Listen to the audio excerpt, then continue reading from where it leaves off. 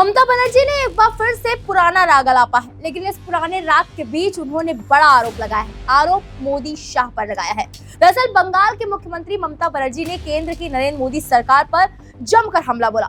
ममता बनर्जी ने आरोप लगाया कि बीजेपी केंद्रीय जांच एजेंसियों का इस्तेमाल करके राज्यों के नेताओं को परेशान कर रही है। उन्होंने कहा, गृह मंत्री अमित शाह यहाँ आते हैं और वो हमारी सरकार का नाम खराब करते हैं। बीजेपी मेरे परिवार और मेरे मंत्रियों की फैमिली को परेशान कर रही है। अब मध्य प्रदेश राजस्थान में चुनाव है तो वो राज्य की मशीनरी को चुनाव जीतने के लिए इस्तेमाल कर रही है। उन्होंने हमारे त्योहारों को भी नहीं छोड़ा। पूजा का उत्सव हमारे लिए अहम होता है। मेरे एक नेता सुल्तान अहमद को जब केंद्रीय एजेंसियों से लेटर मिला तो उनकी मौत हो गई। ज्योतिप्रिय मलिक भी बहुत बीमार है। अगर उनकी मौत होती है तो हम बीजेपी के खिलाफ FIR दर्ज कराएंगे। ममता ने दावा किया कि बीजेपी लोगों के प्राइवेट पार्ट्स को टॉर्चर करती है ताकि उन पर बोलने का दबाव बनाया जा सके।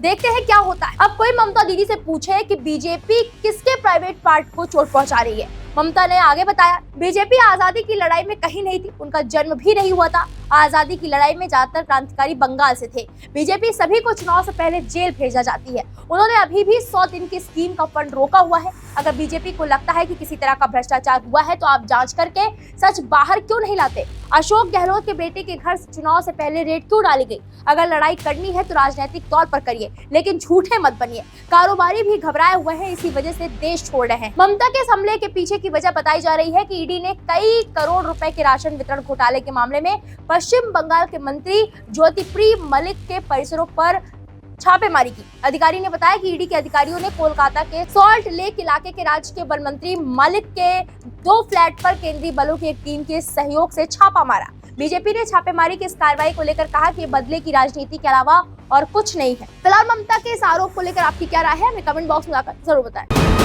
VK न्यूज, राष्ट्र के नाम।